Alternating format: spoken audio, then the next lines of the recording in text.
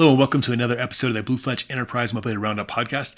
I'm Brett Cooper. Today I'm hanging out with Richard Makerson, and we are going to talk about why retail leads in technology and technology innovation. So Richard, a lot of the background for this came out of a discussion you and I had regarding, it just seems like the retailers across the globe, or even in the US specifically, move a lot faster than manufacturing, warehouse, T&L, all these other companies. And we were trying to figure out what's the driving factors that cause that to happen. And when we talk about innovation, I think the areas we talked about, the first one was like mobile devices, like the mobile device ecosystem, which I don't know if you want to talk about like what that looks like for employees or users. Yeah. So, early on, probably around a decade ago, retailers had to come to the realization that customers were walking in with more powerful devices, access to better information, and they were studied up. And so how can, they train up or level up their store associates to meet that need? In the early 2000s, everyone wanted to invest in their websites and put more information out there. And, the cause behind that is that, now customers have better tooling, better devices. And so I can walk in and have intimate product knowledge about the specific product. But not only that, is it available in the store? Where else is it available? And I'm sure you've seen it where you walked into a store, you've asked a store associate a question, and they've put down their employee device and pulled out their actual smartphone to look up the answer. It's a little less common now. It is definitely early days is super common. They pull out an iPhone or same. I still get it at some retailers. They pull out their personal device and do that. And even me, like at times, I'll go to like a retailer and I'll have the app, and employee will come up and ask me if I need help. I'm like, nope, got the app. Yeah, that's early days, and it was embarrassing for those big retailers. Now the other piece of it is, if I'm a retailer and I have brick and mortar, you have to deal with showrooming. So being able to walk in. And now these tools are powerful enough to where I can scan something on the shelf and get multiple buying options. I could buy it online right there from a competitor in a retail environment if the pricing, is cheaper, although they do have price matching, but it just depends. But I think consumers having increasingly more powerful devices and information driven by that early web development in the mid to late 2000s drove a lot of that innovation in retail.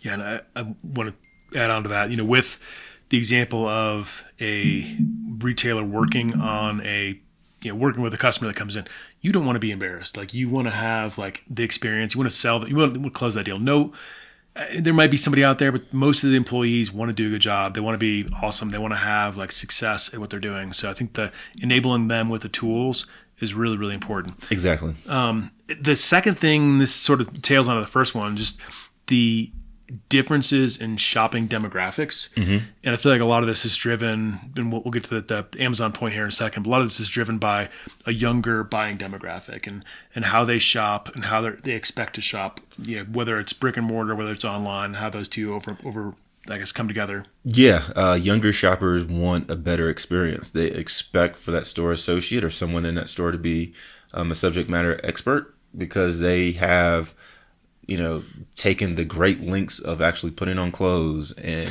getting in the vehicle and going to a store where Crocs on. That was table stakes, back in the day. I bet a lot of these younger shoppers, don't understand or don't remember or don't know a Circuit City or Service Merchandise, right? Or maybe even a Toys R Us. Is this where I order and that they have a conveyor belt and it brings out? So is that Service Merchandise? Yeah, is that the one? That was Service Merchandise. So bad. So like their expectations are greatly different. If they come into your store, they have spent a decent amount of time beforehand, and this is almost a last resort. So what do we call that in sales? Intent. High intent. High intent. High intent. They're in your store. They have a high intent, and don't disappoint them when they're there.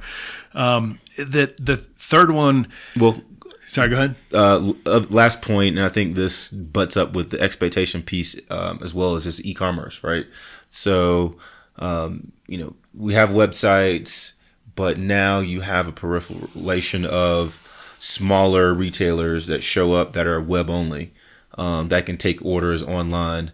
I hate to shout him out, but he's actually doing something very interesting. Kanye West with the Yeezy brand, being able to film a Super Bowl commercial on his iPhone, have a website that can take orders, and they're effectively pre-orders. And every iteration now is learning from the previous release. And so, it's that type of disruption that, retailers didn't have to deal with, previously. Maybe you had, Zapatos and That was free returns. Yeah. That was the big thing. I was a little disappointed though. To your point, was the thing you turned me on to, Kachava? You can buy it online, but you can't buy it at Whole Foods. I went to Whole Foods. I could buy it on Amazon, but I can't buy it at Whole Foods. And I was like, man, I was super disappointed. I was like, man, why didn't I sell this here? But yeah, there's an expectation from consumers. If I can get it here, I should be able to get it faster at brick and mortar, which, I think that alludes to you have to have the technology that allows you to enable that from a supply chain standpoint, from a inventory accuracy standpoint. You got to know what's in the store, and even integrating back into things like Google, where you search for a product and Foot Locker shows up. They have your Jordans size 12. It's at this Foot Locker that's down the street from you. And to be fair to the retailers, it's easier to innovate on the web and e-commerce versus having like a mobility strategy where I have a certain amount of devices over a certain amount of stores. Like the complexity of that is so much higher. Although, it's not like it's a walk in the park for the website or e-commerce, but the mobility strategy is complex. It is a big investment, and you can't screw it up. A bunch of website guys with pitchforks outside your house next week. It's fine. It's really hard.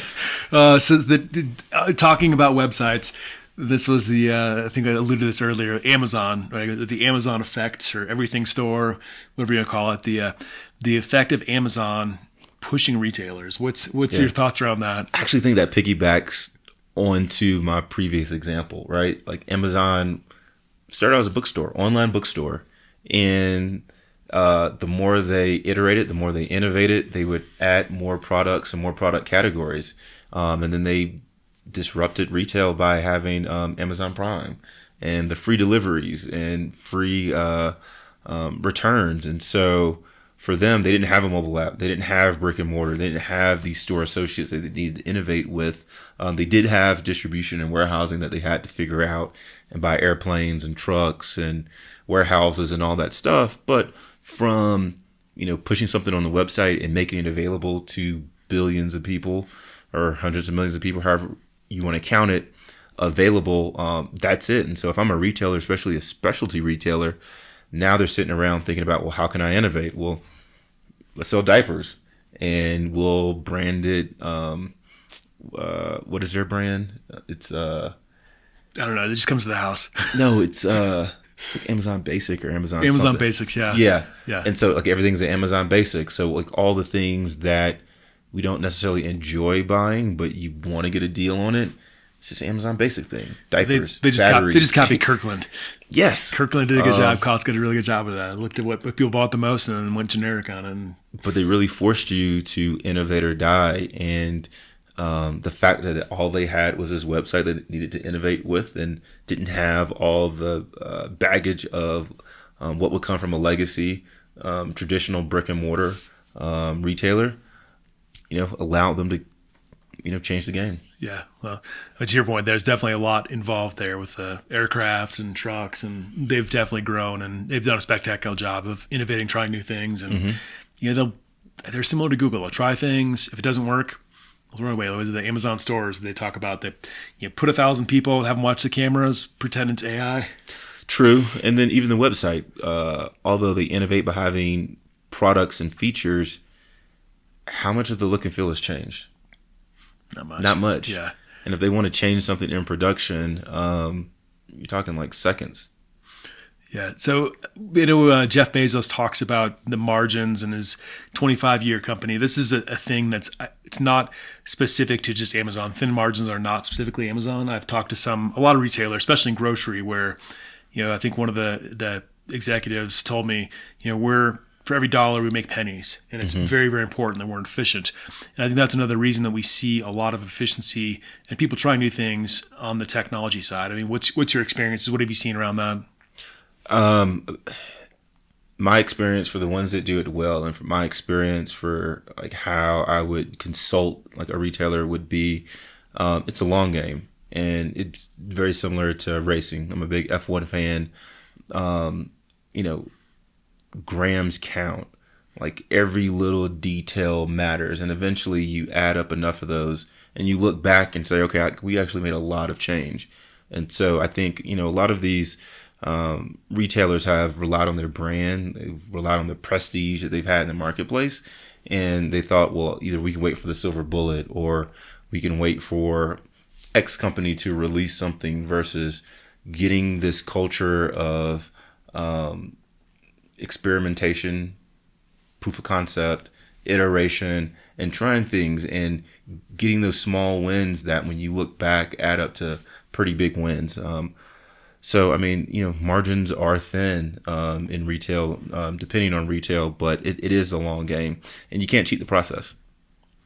Yeah, that's a big one. I know, like we were talking about this last week there was a conference with Google and Zebra, and they mentioned, margins. If you have a 10% change in inventory accuracy, it'll change your margin, your profit margin by 1 or 2%, which is, if you have a 3% or 5% profit margin, adding 2% to that is huge. So applying technology to make you more efficient definitely makes a huge difference in those scenarios. Efficient, and then accuracy. I'd add accuracy to that as well. The last thing that we talked about when we were going back and forth on this idea was really around why retailers have some advantages of other companies, whether it's logistics, P&L, warehouse, manufacturing. The cycles of you make a change, you see a result are a lot faster in a retailer. Yeah. What's maybe you got some examples of this, how this works, and what you've seen? No, that feedback loop is really, really small. I remember the days, like the 2012, 2013, where you had like the explosion of like Groupon and the local hyper micro deals, because based on data, and even Wendy's is doing this, where they'll change the price of their menu based upon traffic coming through their store. And surge pricing. Yeah, surge pricing. Yeah, so, I don't know if that's going to hold up. I think there was a lot of backlash in that. But they're trying, and I commend them for that. So like in the retail environment, your customers will give you feedback really quickly. You can monitor that. You can look at, just traffic patterns, buying patterns. We introduced this thing. Did it move the needle? Yes or no? If it did, do we double down? Do we go down further? If it didn't, do we try something else? Looking at Yelp, Google, Reddit. Reddit, it's a good place for, to get insight into how your operations are going. Because a lot of times, your associates have that information and, might not share it, might be too busy to share it, but, we used to have a Dropbox that said suggestions. Now you just go to Reddit and find out what your employees aren't happy about. No, it's a good hack for retailers. If you're looking to get insight from employees or customers, go check out the subreddit for your company. Yeah, but that feedback loop is really, really tight. You could see, these marketing and sales motions move really quickly in real time, because you don't have to wait an entire year to understand that this sale will make a difference. You could release something on a Thursday or Friday and know that over the weekend, or when you come back Monday, did it work or did it not work? Yeah, and you've talked about this in the past, especially around POCs or proof of concepts. If you run a proof of concept, be able to measure it in the back end. Measurability of proof of concepts is huge. And I think for us, it's how do you do a POC as quickly and efficiently as possible without spending a lot of money, and then understanding how that moves the needle.